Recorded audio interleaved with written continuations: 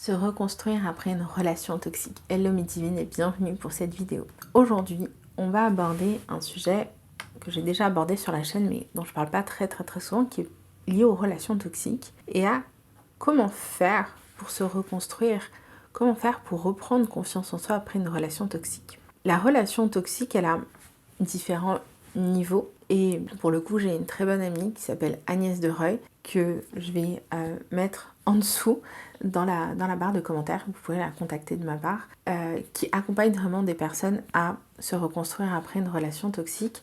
Maintenant, personnellement, je vais vous donner quelques petits tips pour pouvoir vous en sortir, pour pouvoir recommencer à vous reconstruire.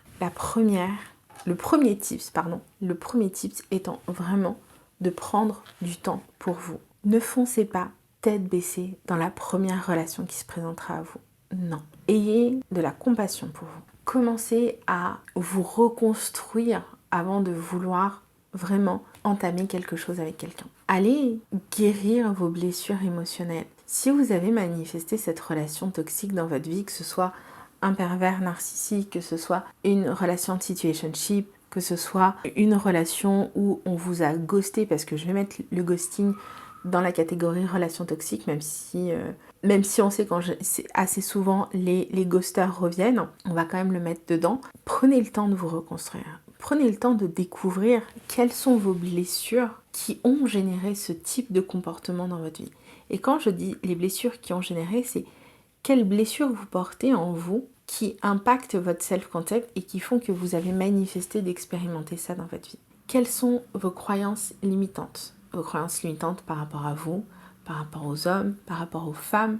Quelles sont vos croyances limitantes aujourd'hui qui font que vous avez manifesté ce type de relation et qui font que vous pourriez encore aujourd'hui manifester ce type de relation dans votre vie et c'est pour ça que je vous invite à ne pas re-rentrer directement dans une relation parce qu'on voit bien souvent que les personnes, lorsqu'elles quittent des relations toxiques, elles se retrouvent à nouveau dans des relations toxiques si elles n'ont pas travaillé sur elles. Donc je vais vous inviter vraiment à faire ce travail personnel, d'aller prendre conscience de ce que vous avez aujourd'hui en termes de blessures, en termes de croyances, en termes de patterns et qui font que vous avez manifesté dans votre vie ce type de relation. Et je vais vous inviter à faire le travail sur vous avant de commencer une autre relation parce que si vous sortez d'une relation avec un pervers narcissique, si vous sortez d'une relation de situationship ou si vous étiez dans la dépendance affective et que votre relation elle s'est terminée parce que vous étiez dans la dépendance affective, c'est une relation toxique. Si vous ne faites pas ce travail sur vous, il y a de grandes chances que vous remanifestiez à nouveau ce type de relation.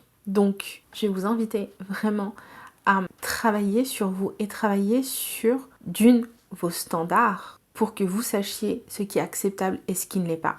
Travailler sur vos red flags, ok? Quels sont les red flags pour vous? C'est quoi vos red flags à vous? À quel moment vous êtes capable de les reconnaître et d'y mettre un stop?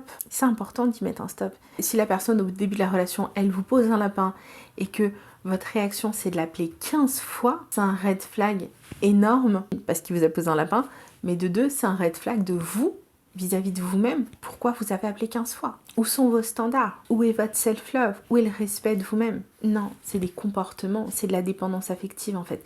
Et ces comportements, ils sont à analyser, ils sont à comprendre et ils sont surtout à guérir. Donc si vous sortez d'une relation d'une relation toxique, moi je vais vraiment vous inviter à travailler sur vous pour guérir vous ce qui a généré ces relations toxiques avant même de vouloir envisager une nouvelle relation. Je vais vous inviter à vraiment venir renforcer votre self-love, votre estime de vous-même, à venir vous valider vous-même pour que vous ne soyez plus en dépendance de la validation d'un autre, pour que vous ne soyez plus dépendante de l'amour d'un autre, pour que vous sachiez reconnaître ce qui est compatible pour vous de ce qui ne l'est pas. Donc, j'espère que cette vidéo vous a apporté de la valeur. Comme je l'ai dit, je vous mets dans la description les coordonnées de mon amie Agnès Dereuil si vous sentez que vous avez besoin d'être accompagné justement sur la guérison, sur une guérison en tout cas profonde au niveau de la dépendance affective. Si vous voulez aller plus loin, et bien vous retrouverez dans la description l'ensemble des programmes.